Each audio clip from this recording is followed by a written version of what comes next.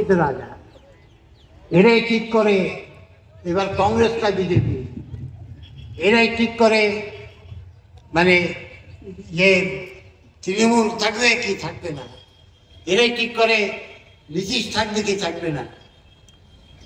খবরের কাগজ ওদের হাতে, কাগজ খুলুন, বিজ্ঞাপন ভর্তি এদের বিজ্ঞাপন, টিভি দেখুন এদের বিজ্ঞাপন। মালিকরা বলে ছাড়া আমাদের কাগজ চলবে না, ওরাই ঠিক করে কাকে পয়সা দিতে হবে।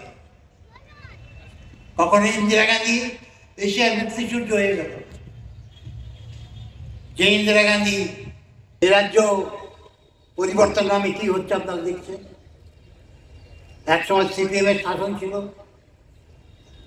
একটা বাংলা দৈনিক যথার্থ লিখেছিল সম্পাদকীয়তে, একটা গাছের পাতা নড়বে কিনা, শাশুড়ি বউ ঝগড়া মিটবে কিনা, আলিবুদ্দিন ঠিক করে সমস্ত তারা গার্ড হচ্ছে। তাহলে গণতন্ত্র পুনঃপ্রতিষ্ঠা করতে কোথায় গেলে গার্ড হবে না সেটা সিপিএম ক্ষমতায় এসেছিল। তারপর বিভিন্ন দলের উপর আক্রমণ, নদিয়াতে আন্দোলনকারী কৃষককে হত্যা করলো, চটকলের শ্রমিককে হত্যা করলো, বন্দরের শ্রমিককে হত্যা করলো গুলি করে আন্দোলন করছে বলে। আমাদের তো প্রায় 169 জন নেতাকর্মীকে খুন করলো। আমরা যেহেতু ইংরেজি শিক্ষা প্রবর্তনের জন্য প্রাথমিক স্তরে লড়াই করেছিলাম, পাসপোর্ট প্রথা পরিবর্তনের জন্য লড়াই করেছিলাম, বাস ভাড়া বৃদ্ধির বিরুদ্ধে লড়াই করেছিলাম। আমাদের দলকে উচিত শিক্ষা দিতে হবে, নির্মূল করতে হবে। ফলে আমাদের নেতাকর্মীদের খুন করলো, এইসব তো করেছিল। একবারে ইউনিভার্সিটি, একটা স্কুলের পিএম থেকে শুরু করে ইউনিভার্সিটি ভিসি সব কিছু তারা কন্ট্রোল করতো, থানা তারা কন্ট্রোল করতো, পুলিশ প্রশাসনের উপর নিরঙ্কুশ আধিপত্য, প্রমোটারি, কন্ট্রাক্টারি, সিন্ডিকেট রাজত্ব, এসব তো তারাই এনেছিল রাজ্যে। পাইয়ে দেওয়ার রাজনীতি বলে একটা শব্দ চালু হলো, আগে কেউ জানতো না। রাজনীতি মানে পেতে হবে। আপনারা আসুন, প্রথম তো ভুল স্বীকার করতে হবে। লেনিনের শিক্ষা ছিল, লেনিন বলছেন প্রকৃত কমিউনিস্ট ভুল স্বীকার করে, শুধু প্রকাশ্যে, শুধু ভুল স্বীকার করে না। কেন ভুল হলো তার কারণ খুঁজে পাবলিকের কাছে জানায়, কীভাবে সংশোধন করবে সেটাও পাবলিকের কাছে জানায়। এটাই হচ্ছে মাপকাঠি, এটা যথার্থ বিপ্লবী কিনা। সিপিএমের নেতারা কখনো স্বীকার করেছেন আমরা ভুল করেছি? তারা স্বীকার করেছেন এই বিজেপির অভ্যুত্থানে তাদেরও ভূমিকা ছিল। ইমার্জেন্সির আগে আপনারা অনেকেই জানেন না, 73-74 সালে গোটা ভারতবর্ষে এবার প্রবল কংগ্রেস বিরোধী আন্দোলন ছাত্র যুবকরা সংগঠিত করেছিল। সেই সময় সিপিআই খোলাখুলি ইন্দিরা গান্ধীকে সমর্থন করত, কংগ্রেসকে সিপিএম ঘুরিয়ে করত। আর এই আন্দোলনে ঢুকলো হিন্দু মহাসভা, RSS জনসংঘ। এর আগে তাদের সে শক্তি ছিল না, তখন ঢুকলো। আমরা তখন তাদের বললাম আমরা বামপন্থীরা নামে এই আন্দোলনের নেতৃত্ব দিই, বলে রাজি হয়নি। বলে RSS আছে, জনসংঘ আছে। আমরা বলো ওরা আছে যেহেতু আমরা নাই, আমরা বামপন্থী ঐক্যবদ্ধভাবে নেতৃত্ব দিয়ে ওদের বিচ্ছিন্ন করি। ওরা রাজি হয়নি। আসলে ইন্দিরা গান্ধী কংগ্রেসের ভিতরে যাবে না, তখন ইন্দিরা গান্ধী ওদের চোখে প্রগতিশীল। আবার যেই ইমার্জেন্সির পর ভোট হলো 77 সালে, রাতারাতি RSS, জনসংঘ, স্বতন্ত্র, জগজীবন রামের পার্টি আরও অনেকে মিলে জনতা পার্টি হলো মোরারজির নেতৃত্বে। সিপিএম দেখলে এরাই জিতবে। জনসংঘ RSS জেনেও সিপিএম জনতা পার্টির সাথে ঐক্য করলো। তাই সাহায্য করেনি।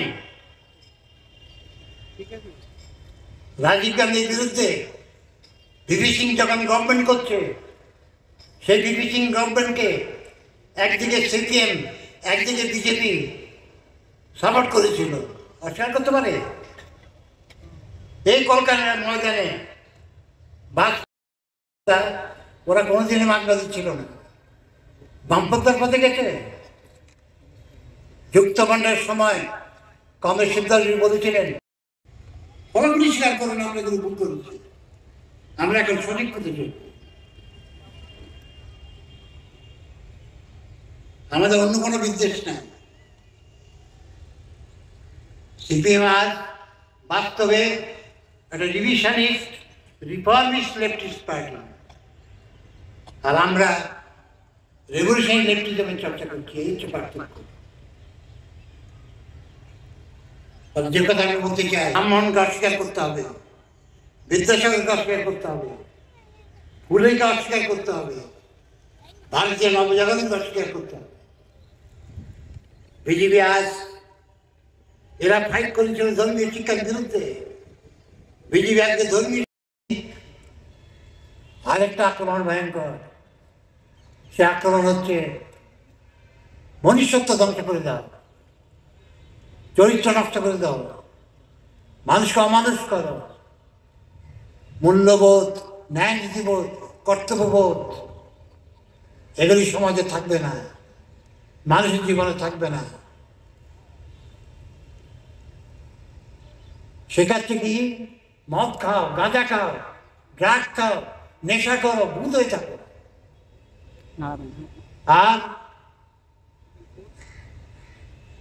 নোংরা সিনেমা, ব্লু ফিল্ম, নগ্ন নারী দেওয়া নিয়ে আলোচনা মত্ত থাকো। সংবাদপত্রে বিদ্যাসাগর নিয়ে লেখা থাকে না, রবীন্দ্রনাথ শরৎচন্দ্র নজরুল নিয়ে, সুভাষ বোস নিয়ে লেখা থাকে না, প্রেমচাঁদ নিয়ে লেখা থাকে না, ভগৎ সিং নিয়ে লেখা থাকে না। এদের জন্মদিন মৃত্যুদিন কে খোঁজ রাখে? খবরের কাগজে পাবেন ফিল্ম স্টাররা কে কার সাথে প্রেম করছে, ক্রিকেট প্লেয়াররা কার সাথে কে প্রেম করছে, কার সাথে কার দিচ্ছে, এইগুলিতে যুব সম্প্রদায়কে মাতিয়ে তুলছে। এই যে নারী দর্শন হচ্ছে প্রতিদিন, এই মুহূর্তে কত মেয়ে আর্তনাদ করছে, ধর্ষিত হচ্ছে, খুন হচ্ছে।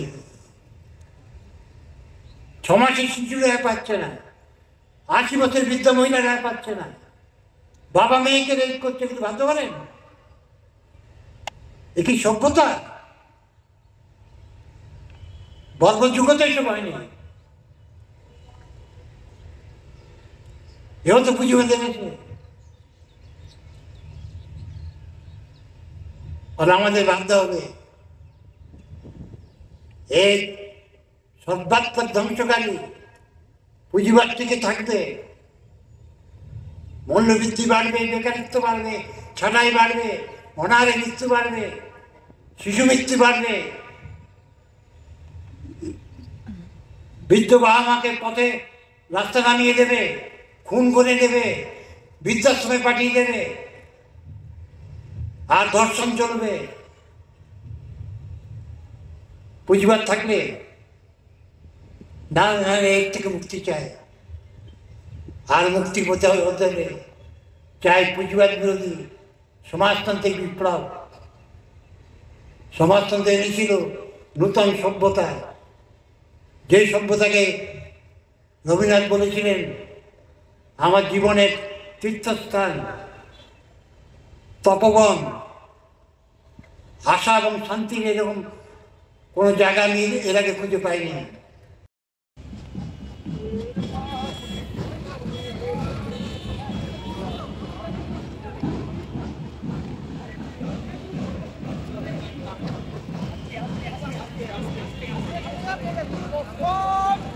আরে নে নে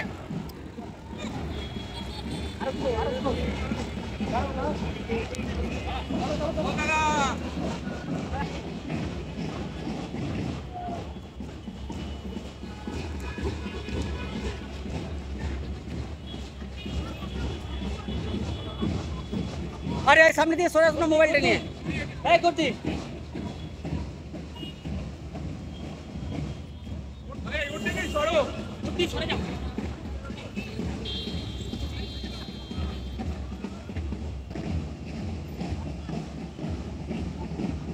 দিদি ভালো আছেন?